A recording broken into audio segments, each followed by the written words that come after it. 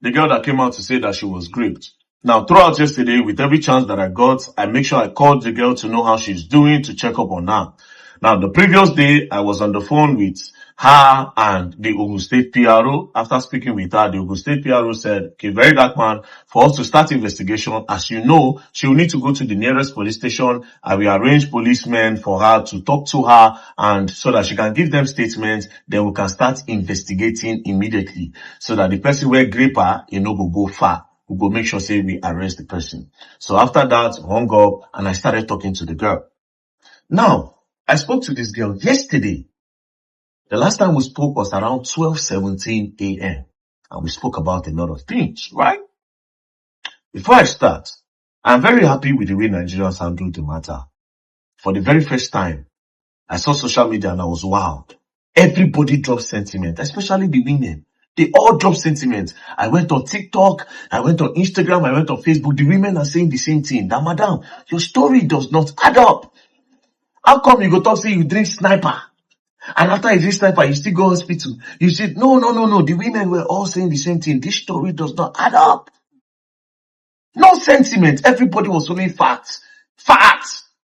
Nigerian women, facts. They don't say, oh, na girl. I was so proud. And shout out to Immunizer as well. I saw your analysis. It was top notch. But here's the truth. You see that girl is a victim. She's a true victim. She's a victim. But a victim of what?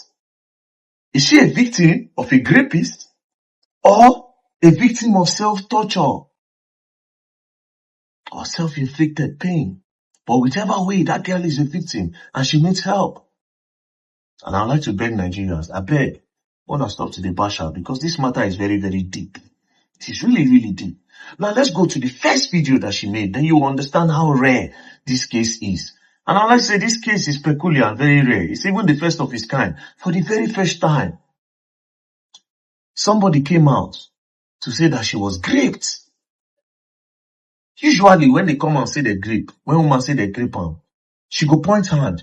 Now this so person, his name is so. This is his picture. This is how he looks. He went to this so school. But for the very first time, there's nothing like that. The rapist is anonymous. For the very first time. See, there's a big problem and it's very, very deep. Very, very deep. Now let's go to the first video that she made. Let's watch it together. I got raped yesterday in my apartment, February 15th in the morning. I have insomnia. If I'm not drunk or I can't sleep. So, the Saturday, I drank and like it wasn't working, but I needed to be high enough so I could sleep. My eyes were tired, but I couldn't sleep. I slept around 6 a.m. and around 9, I heard knocking on my door, and I thought maybe it's one of my neighbors because it's Sunday morning. Most of them. Now, you see, this is the starting of that video that she posted the first time. From the starting, not that she put this towards the end. Before she started saying the story, she started with something. She said, I have insomnia. Then she went on to say, if I don't get drunk or high, I cannot sleep.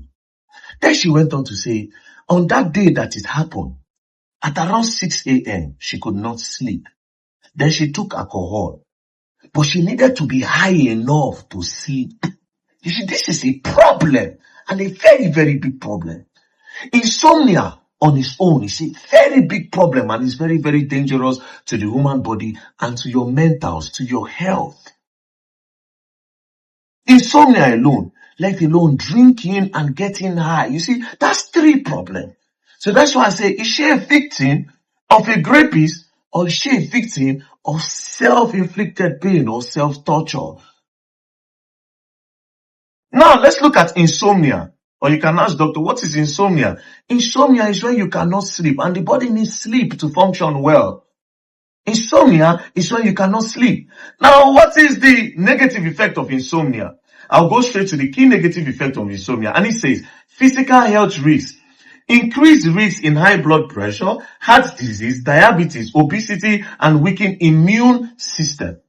Mental health issues, heightened risk of anxiety, depression, mood swing, cognitive difficulty such as memory loss, brain fog, and reduced focus. You see, these are the key negative effects of insomnia. We are not going to go to the negative effect of alcohol or getting high. Let's use insomnia first. You see, already there's a big problem. So she's already a victim of herself. Now, let's now assume that she now finally point hand at somebody and say, "Na very dark man, I ain't grape me." There's already a defense for very dark man. Because in the starting of her video, she said something. She said, "I have insomnia. I need to get drunk or high before I can sleep." So the defense somebody like very dark man will use will say, "Well, it is not me. Even if I did it, I'll say it's not me." Because she already said that she took alcohol and she got high. So it's possible that she was even hallucinating. I never touched her. So you see, so there's a problem. The girl is going through a problem. Now, when I spoke to her, I told her, I said, "Madam, okay." After I listened to her, I said, "You know what? I need to send you some money so that you can take care of yourself while you are at the hospital." Because if you remember, I did a video with her.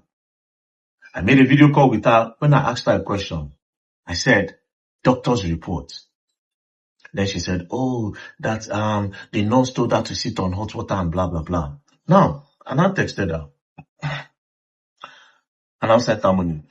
I tried to send her 500k, it didn't go through. I tried to send 300, it didn't go through. I tried to send 200, it didn't go through. Then I sent 100k. Then I said this. I said, "I think the money I want to send is bigger than what the accounts can receive." Then she said, "Yes, sir." Then I said, "Hold on to the 100k first. When it finishes, let me know." Then she said, "Okay, sir." I said, "How is your health now?" She said, "My chest burn is serious. It's hard for me to breathe. And my tummy hurts when I eat, sir." I said, "Sorry for everything. We will get the boy or man. Can you remember his face?" Now, this is where my own investigation started. Because I am confused. I don't know what is going on. But something definitely happened. Because you cannot just wake up and then just boom. Something happened. But what is it? I'm not sure. Right? Then I said, "Can you remember his face?" Then she said, "He's tall. It's small beard, dark skin, and tall." Immediately I saw dark skin and tall. I said, this is the most random thing that comes to a woman's mind when you ask her to give a description. Now, if you ask a woman, "Tell me your spec," most of them will say, "I like a man that is tall, dark, and handsome."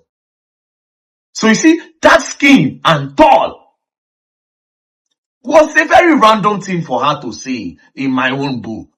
So I said, okay, this place is off. Something, I need to go further with this.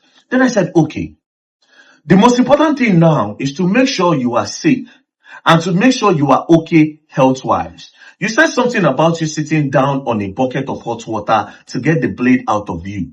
Did that work? If you remember, I called her, asked her for a report. Then she said, oh, she sat down on hot water, the nurse, blah, blah, blah. She said, to heal the cut. Yes, the cut is getting better, but I got my period too. It was very messy. So I said, so sorry that all of this is happening to you. My